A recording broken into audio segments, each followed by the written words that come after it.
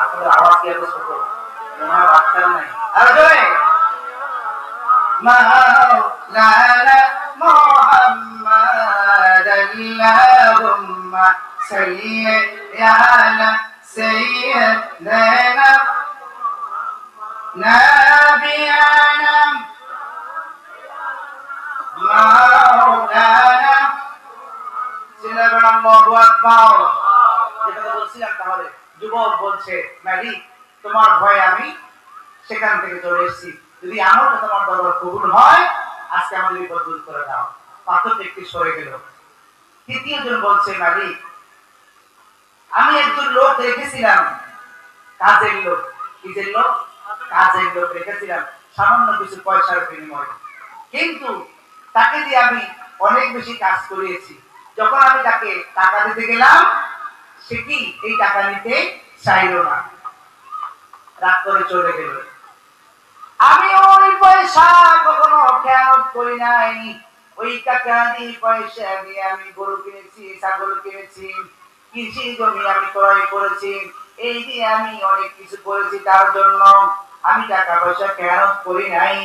হঠাৎ করে একদিন ওই লোক গরিব অবস্থায় গরিবী হালতে আমার কাছে এসছে, এসে আমাকে বলছে আমার পাওনা আমাকে দিয়ে দাও। আমি ডাক দিয়ে বলি ভাই এই যে গরুগুলো দেখতেছো, বকরিগুলো দেখতেছো, এই জমিনে কৃষি যে জমিগুলো দেখতেছো, ফসল ফলাই দেখতেছো, এগুলি সব তোমার, সব তুমি নিয়ে যাও। লোকটি আমার সাথে বলেন তুমি কি আমার সাথে মস্করা করো নাকি? এগুলি আমার না, আমি নেব না, আমি যা পাও না তাই দিয়ে দাও। আমি বলেছি সেদিন এগুলি সব তোমার, তুমি যে পাওনা আমার কাছে পাইতা ওই টাকা আমি খেয়ানত করি নাই, ওই টাকা দিয়ে আমি এগুলি করেছি, এগুলি সব তোমার, আজকে সব তুমি এগুলি নিয়ে যাও। ওই ব্যক্তি খুশি হয়ে সব নিয়ে গেল। ওরে মালিক ওই কাজটা যদি তোমার জামন্দি হাসিলের জন্য করে থাকি, তোমার দরবার যদি পছন্দ হয়ে যায়, ওই আমলের বিনিময় আজকে আমাদের বিপদটা দূর করে দাও। টাকায় থেকে পাথরটা সরে গেছে, আকাশ দেখা যায়, বাহিরে আলো দেখা যায়, আল্লাহ দরবার কাছে যায় পড়ে গিয়েছে। মালিক আমাদের আমলগুলো তুমি কবুল করে নাও। যুবক বয়সে ইবাদত কবুল কম না বেশি? আল্লাহ রাসূল সাল্লাল্লাহু আলাইহি ওয়াসাল্লাম ডাক দিয়ে বলেন যুবক বয়সে একদিনের একটা সিজদা, কয়দিনের? একদিনে একটা সিজদা যদি যুবক তুমি করতে পারো, বৃদ্ধ বয়সে 80 বছর নফল ইবাদতের সওয়াব আল্লাহ রাব্বুল আলামিন তোমার আমলনামায় লিখে দিবে। আল্লাহু আকবার। হাদিসে এসেছে, বুখারীর বর্ণনা, আল্লাহ রাসূল বলেন আসরের ময়দান যেদিন কায়েম হয়ে যাবে সেদিন সাসের লোককে আল্লাহ রাব্বুল আলামিন আরশের নিচে ছায়া দান করবেন। আল্লাহ আরশের ছায়া ছাড়া কোন ছায়া থাকবে না। মানুষের মাথার মগজগুলি করে করে পড়বে, ঘামের মধ্যে ডুবে যাবে, জিহ্বাটা বের হয়ে যাবে, মানুষগুলি পাগল পার হয়ে যাবে। আল্লাহ আরশের ছায়া ছাড়া কোনো ছায়া থাকবে না। সেদিন আল্লাহ রাব্বুল আলামিন আল্লাহ আরশের নিচে সাসের লোককে ছায়া দান করবেন। কয় শ্রেণী? কয় শ্রেণীর লোক? কথা বলেন। 7 শ্রেণীর লোককে ছায়া দান করবেন। তার মধ্যে 1 নম্বর হলো ইমামুন নাদিরুন, ন্যায়পরায়ণ শাসক। আল্লাহু আকবার। ন্যায়পরায়ণ শাসক, ন্যায়ের পথে যিনি, ন্যায়ের পক্ষে কথা বলেন যিনি, ন্যায় বিচার করেন যিনি, ন্যায়ের পক্ষে কলম ধরেন যিনি, ন্যায় কথা বলেন যিনি, হক কথা বলেন যিনি, আল্লাহর আইনের দিয়ে বিচার করেন যিনি, আল্লাহর বিধান দিয়ে বিচার করেন যিনি, আল্লাহ রাব্বুল আলামিন এই জাতীয় ন্যায়পরায়ণ শাসককে সেই দিন আরশের নিচে ছায়া দান করবে।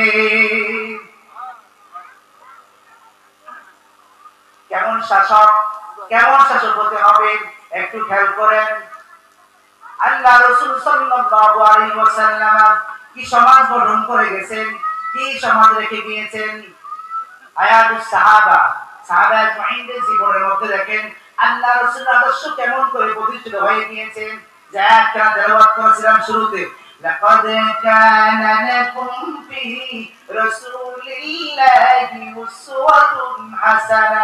আল্লাহ রাব্বুল আলামিন ডাক দিয়ে বলছেন আমার নবীজির আদর্শের মধ্যে রয়েছে তোমাদের জন্য উত্তম আদর্শ। সুবহানাল্লাহ। এটা কার কথা? কার কথা? আল্লাহর কথা। কি আদর্শ সমাজ নবীজি গঠন করে গেলেন। সাইয়্যিদুনা ওমর ফারুক রাদিয়াল্লাহু আনহু বিচারক, অর্ধ পৃথিবীর শাসক, ৫৬,০০০ বর্গ মাইলের শাসক যিনি, তার কাছে বিচার এসেছে দুইজন যুবক, দুইজন ভাই, আমিরুল মুমিনিন খলিফাতুল মুসলিমিন সাইয়্যিদুনা ওমর ফারুক রাদিয়াল্লাহু কাছে বিচার নিয়ে আসছে। আমিরুল মুমিনিন এই যে একজন যুবক ধরে নিয়ে আসছে, এই যুবক আমাদের পিতাকে হত্যা করে ফেলেছেন, আমাদের পিতাকে মেরে ফেলেছেন, এবার আপনার কাছে বিচার করতে হবে। সাইয়্যিদুনা ওমর ফারুক রাদিয়াল্লাহু আনহু বিচার আসনে বসলেন, বিচারের রায় ঘোষণা করবেন, সাক্ষী প্রমাণ চাইলেন। তার কি বলে, যুবক, আরে যুবক, তোমার কোনো কথা আছে নাকি? এই হত্যাকাণ্ড তুমি কেন ঘটালেন? যুবক ডাক দিয়ে বলছে, আমিরুল মুমিনিন, ইচ্ছে করে আমি হত্যা করি নাই। আমার একটা উট ছিল, এই উটটি আমার বড় আদরের উট, আমি তাদের বাগানের পাশে বেঁধেছিলাম, কিন্তু যখন দেখি আমার উটটা তাদের বাগানের মধ্যে ঢুকে দিয়েছে, তাদের পিতা আমার উটকে আঘাত করেছে, পাথর মেরেছে, আমার উটটা ব্যথা পেয়েছে, এটা দেখে আমিও একটা পাথর ওই ব্যক্তিকে মেরে দিলাম, কিন্তু আসলে ব্যক্তি মরে যাবে এটা আমি ভাবতেও পারি নাই, কিন্তু ঘটনা ঘটে গেছে, আমি এখন কি করব? তারা তো বিচার চেয়েছে, বলে তাই বলা হবে, হ্যাঁ ঠিক আছে, এখন হত্যার বদলে হত্যা, আর বিচার কিসাসের বদলে কিসাস। ইয়া আইয়ুহাল্লাযীনা আমানু কুতিবা আলাইকুমুল কিসাসু ফিল কতলা, আল হুররু বিল হুরর ওয়াল আবদু বিল আবদ ওয়াল উনসা বিল উনসা। সূরা বাকারা ২ নম্বর পারা ৬ নম্বর পৃষ্ঠা। আল্লাহ আয়াত নাযিল করলেন, হত্যার বদলে হত্যা, বিচার হবে হত্যার বদলে হত্যা। এই বিচার কি আমাদের এখন আছে? এই কথাটা আছে এখন? এমন বিচার থাকলে এই সমাজে হত্যা, খুন, রাজনীতি, দর্শন আর গর্ত, গর্ত না। এই বিচার নাই বিদায় প্রত্যেক দিন চলছে এভাবে হত্যা, খুন, রাজনীতি, এগুলো সমাজ অন্ধকারে ভরা যাচ্ছে, আমরা কিছু করতে পারছি না। যতক্ষণ না পর্যন্ত আল্লাহর বিধান কায়েম না হবে, আল্লাহর বিধান দিয়ে বিচার না হবে, ততক্ষণ পর্যন্ত এই সমাজ পরিবর্তন করা যাবে না। হ্যাঁ, এখন তোমাকে হত্যার পরিবর্তে হত্যা, এটাই হলো রায়, কিন্তু রায়ের আগে, হত্যার আগে তোমার কোনো চাওয়া পাওয়া আছে কি? কিছু বলার আছে কি? এই যুবক বলে দাও, কিছু আছে কি? আমিরুল মুমিনিন খলিফাতুল মুসলিমিন যুবক ডাক দিয়ে বলছে, আমিরুল মুমিনিন, আমার একটা কথা আছে, একটা আরজু আছে। কি আরজু? আমার বাবা দুনিয়া থেকে বিদায় হয়ে গিয়েছে, আমরা দুইজন ভাই, আমি বড়, আমার একটা ছোট ভাই আছে। আমার বাবা আমার ভাইয়ের কিছু আমার কাছে রেখে গিয়েছে, আমি সেগুলি লুকায় রেখেছি। যদি আজ আমি দুনিয়া থেকে চলে যাই, আমার ভাই তো সেই মালগুলি পাবে না, তাহলে পরে আমাকে একটু সুযোগ দেন, আমাকে আপনি 2টা দিন সময় দেন। কয়দিন? 2টা দিন আপনি সময় দেন, আমি তার পাওনাগুলি বুঝাইয়া দিয়ে আসবো, আমি আবার আপনার সামনে হাজির হয়ে যাব। আমার কাকে বলে? আমাদের অবস্থা আমাদের কাছে তো আমার তোমার দূরের কথা, হুজুর ফাঁসিয়া দিলে হুজুর পরে যোগাযোগ করে যখন মাইকটা ভাঙিয়ে রাখছি, কথা বলা ঠিক না বেটে। এই সমাজের কি অবস্থা? আমাদের খেয়াল করা যাবে। যুবক বলছে, আমিরুল মুমিনিন, আমাকে একটু সময় দেন, 2টা দিন আমাকে একটু সময় দেন, আমি যাব, তাকে বুঝাইয়া দিয়া চলে আসবো। তো তুমি যে যাবা, তুমি যে আবার ফিরে আসবা, তার কি কোনো গ্যারান্টি আছে? তার কোনো জিম্মাদার আছে? তুমি একজন জিম্মাদার আমাকে দিতে হবে। যুবক চতুর্দিকে তাকায় দেখে এতগুলি মুসলমান বসা, অনেক সাহাবারা বসা, কেউ কোনো কথা বলে না। কাকে দিয়ে যাবে? হঠাৎ করে পিছন থেকে একজন লোক দাঁড়ায় গেছে, দাঁড়াই বলেছে, আমিরুল মুমিনিন, যুবককে আপনি ছেড়ে দেন তো আমিরুল মুমিনিন, আমি এই যুবকের জামিনদার হয়ে গেলাম, আমি এই যুবকের জামিনদার নিলাম। আপনি কি বুঝে শুনে নিছেন? বলে, হ্যাঁ আমি বুঝে শুনে। যদি যুবক ফিরে না আসে কি অবস্থা আপনি বুঝেন? বলে, হ্যাঁ আমি বুঝি, এই যুবকের জামিনদার আমি, আপনি ছেড়ে দেন। যাও যুবক চলে যাও। যে ব্যক্তি জামিনদার নিল তাকায় দেখে সবাই, ওই ব্যক্তি আর কেহ না, ওই ব্যক্তি হলো আল্লাহ রাসূলের বিশিষ্ট সাহাবী হযরত আবু যর গফারি রাদিয়াল্লাহু তাআলা আনহু। আল্লাহু আকবার। একজন মুসলমান দায়িত্ব নিয়ে নিয়েছে, যুবক চলে গেছে বাড়িতে, দূর দূর বাড়ি চলে গিয়েছে। আস্তে আস্তে করে দিন চলে যায়, রাত চলে যায়, একদিন চলে গেছে, 2 দিন পার হয়ে যাচ্ছে, আস্তে আস্তে করে বিকাল গড়ায় আসছে।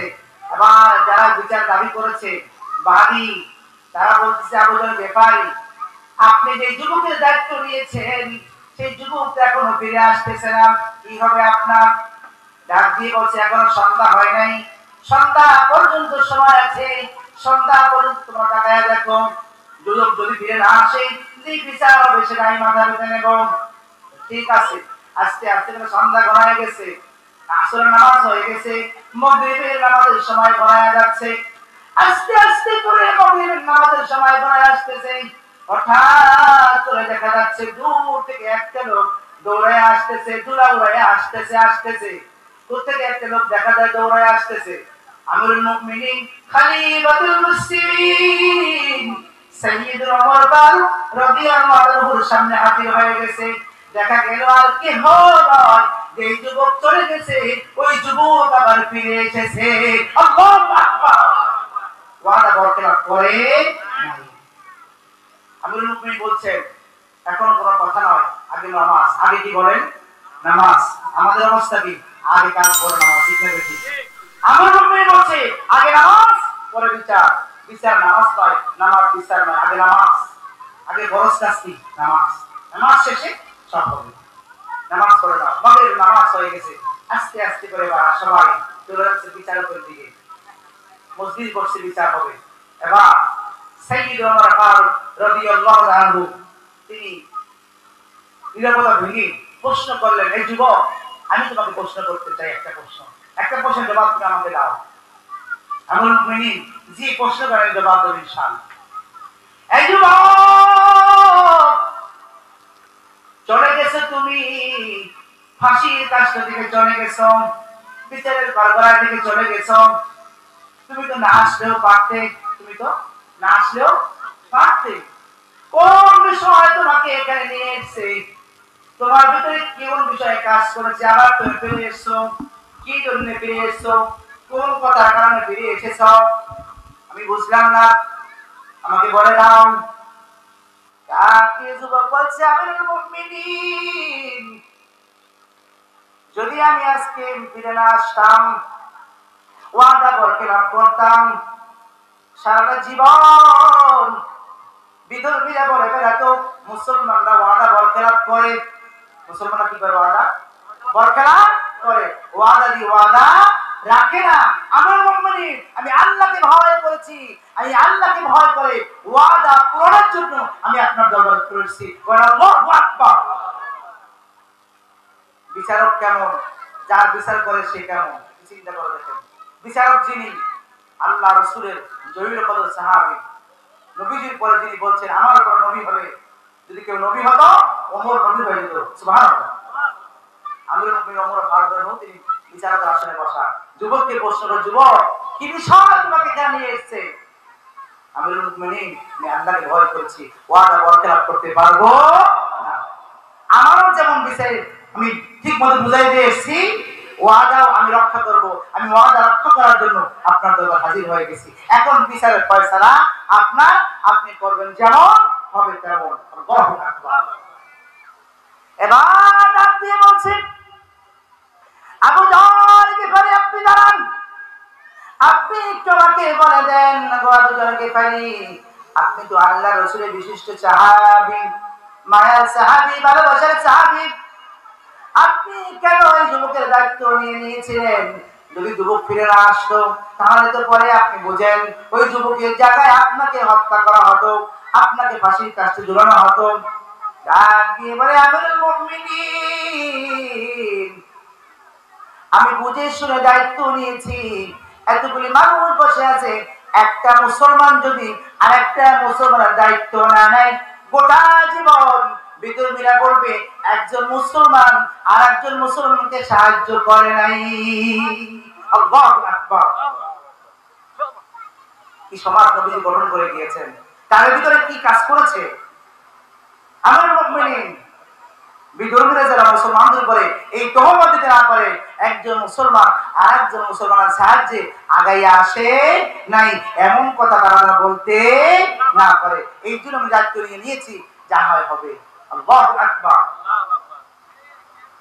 এবার যারা বিচার দাবি করেছে সেই দুই ভাই, দুই যুবক ডাক দিয়ে বলছে, আমিরুল মুমিনিন, একজন মুসলমান আমাদের কেন করে নাই?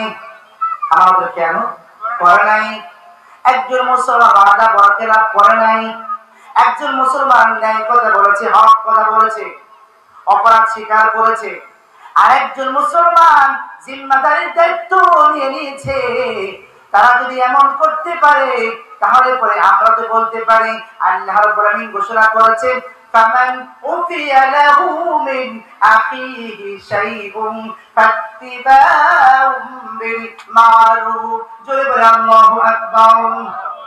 যদি কোনো মুসলমান ভাই আরেকজন মুসলমানকে অপরাধ ক্ষমা করে দেয়, এটা তো আমাদের জন্য বড় উত্তম কাজ, ভালো কাজ। কে বলেছেন? কে বলেছেন? আল্লাহ বলেছেন।